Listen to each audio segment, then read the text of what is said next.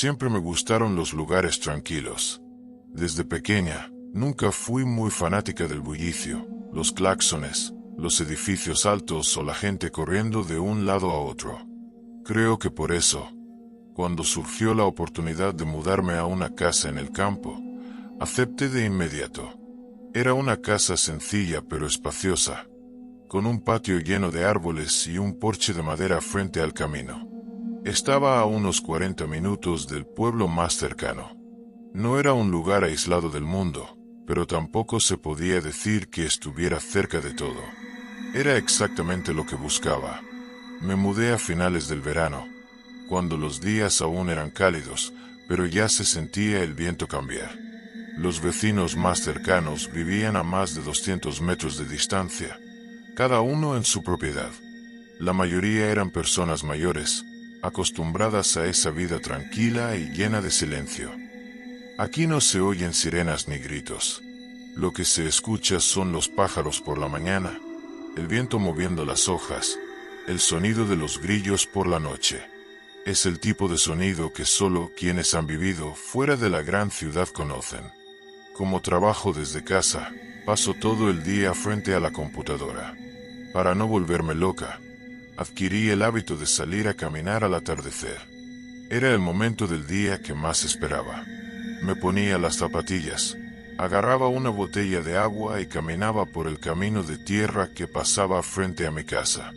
No había aceras, pero como el tráfico de coches era casi nulo, no me preocupaba. El camino era bonito.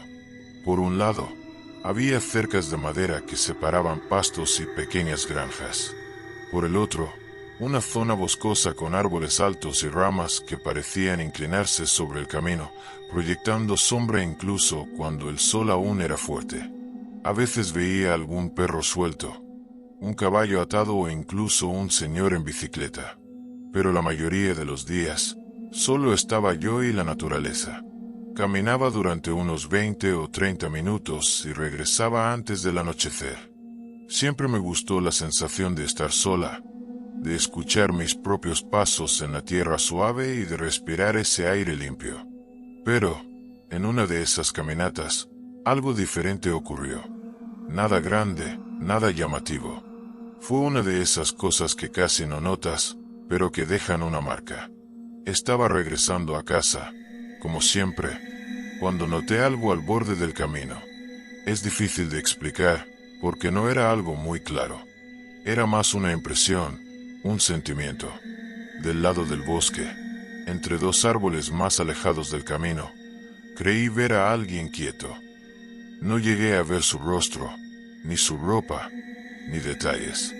Solo una silueta oscura, inmóvil. Me detuve unos segundos, mirando en esa dirección. Parpadeé, intenté ver mejor, pero ya no había nada allí. Continué caminando, tratando de no pensar demasiado. Me convencí de que era solo una sombra. A veces, con el sol poniéndose detrás de los árboles, las sombras parecen tomar formas extrañas. Ya había pasado antes, y nunca fue nada. Pero, aún así, sentí un nudo en el pecho. Ese tipo de sensación que tienes antes de saber el motivo. Como si el cuerpo supiera algo que la mente aún no entiende. Llegué a casa antes de que oscureciera. Entré, cerré la puerta con llave, me bañé y cené viendo una película. Me esforcé por olvidar lo que había visto. Al día siguiente, hice lo mismo. Trabajar todo el día, caminar al atardecer. Pero ahora, mis ojos buscaban el rincón del camino donde había visto la silueta. No había nada allí, nada fuera de lo normal, pero la sensación de que algo estaba raro no me abandonaba. Al tercer día, el silencio parecía más pesado. No había viento, los pájaros estaban callados, e incluso los grillos parecían más lentos. Era como si todo estuviera esperando algo. Caminé como siempre, con la cabeza alta y pasos firmes.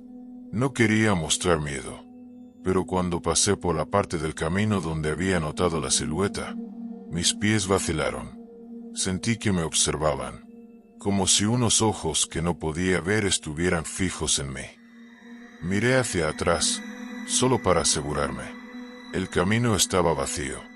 Ni rastro de coches, animales o personas.